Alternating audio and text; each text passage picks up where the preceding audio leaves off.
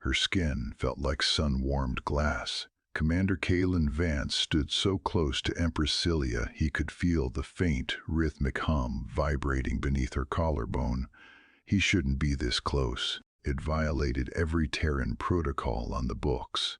But then she tilted her head, her dark eyes locking onto his, and whispered a question that made the air catch in his throat. In that exact second, the walls of the palace, the very crust of the planet, ignited into a blinding, planet-wide bioluminescence. It turned out diplomacy by accident was the Terran way. 3 days earlier, the tension had been entirely different. Vance and Lieutenant Alara Thorne had descended through Xylos's shimmering atmosphere to initiate formal first contact. The capital city was a breathtaking expanse of living crystal, vibrating with a quiet resonance that set Vance's teeth on edge. Their mission was simple: present diplomatic offerings to Empress Cilia and Chancellor Zoran, secure a foothold in the sector. He had rehearsed the steps: 3 paces, a deep bow, the offering of Terran data spools. But the floor of the throne room was seamless, frictionless crystal. His boot caught on a raised fractal ridge. Vance pitched forward.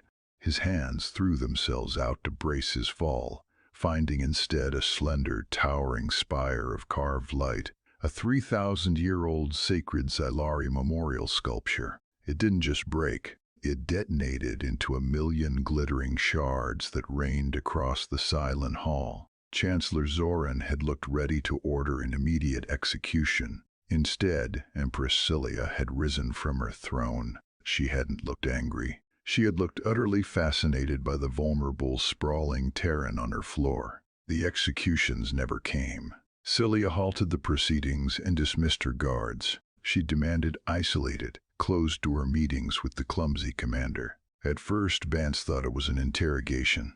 He sat across from her in a quiet chamber, the soft glow of holograms casting long shadows between them. But she didn't ask about Terran weapons or fleet sizes.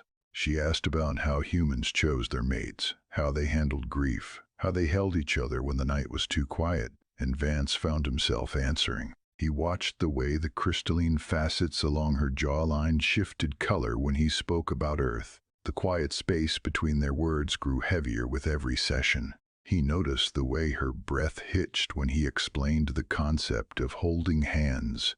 She didn't understand why her chest tightened. He didn't understand why he kept leaning closer. Truth is, a shattered artifact births the universe's most dangerous interstellar alliance. They were just 2 people sitting in a room pretending they were still talking about politics, which led them to the royal gardens, standing inches apart. Cilia reached out, her fingertips hovering just above the thick fabric of his uniform. The heat radiating from her was magnetic. "Commander Vance," she murmured, her voice carrying a strange musical friction. "I have read your texts on pair bonding, and I find myself requiring a partner to navigate the coming storms."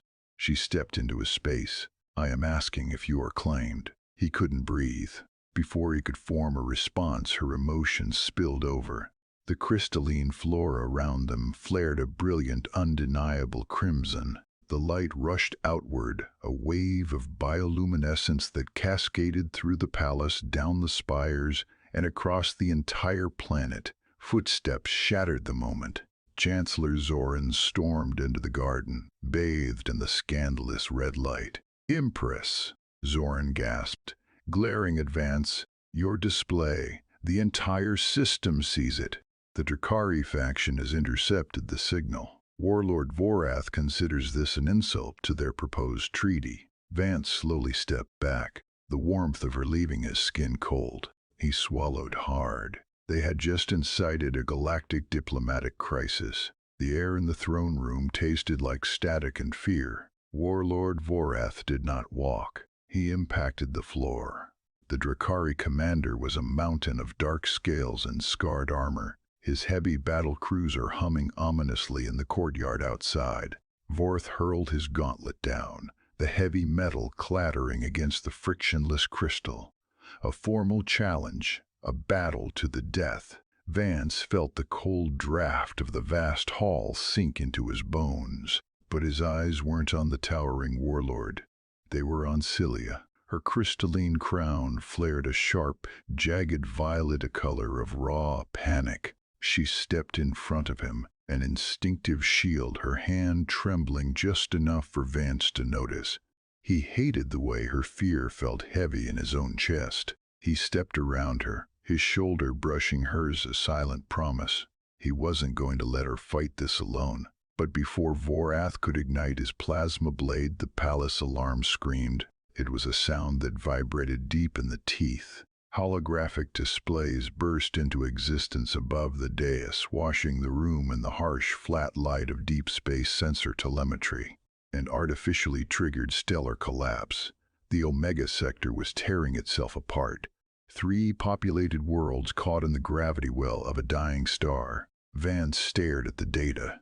He looked at Vor's massive, violent frame.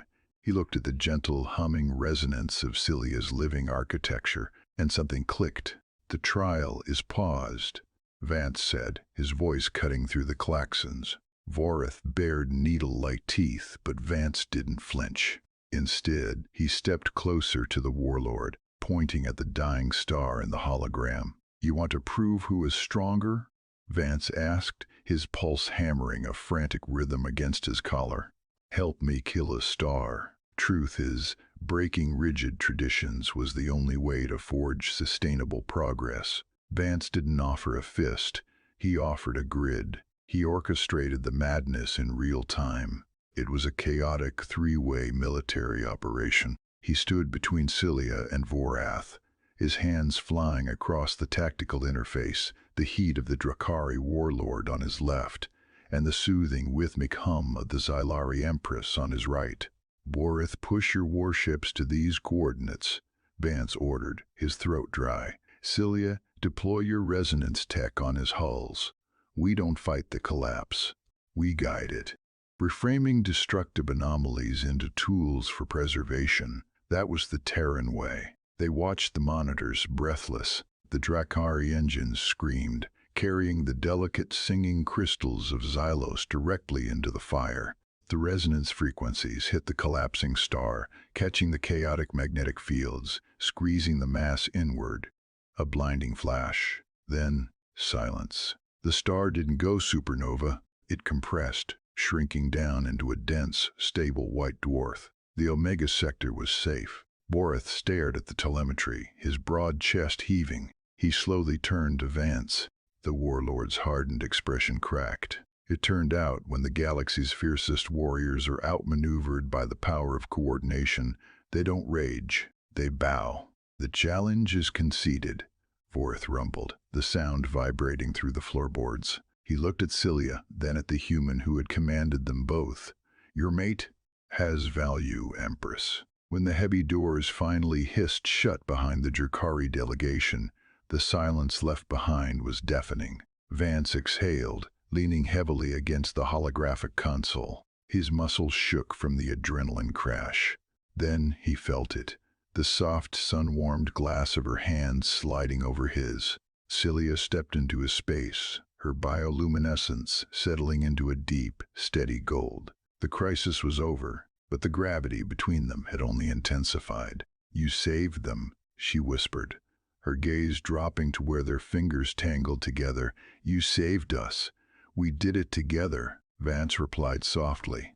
Over the next few months, that collaboration became permanent. They sat shoulder to shoulder in the labs, engineering new diplomatic translation devices. It wasn't just about parsing language anymore. It was about true integration, understanding the heavy sighs, the shift in skin temperature, the colors of a Xylari heartbeat. The Galactic Council saw the data. They didn't just approve the Union.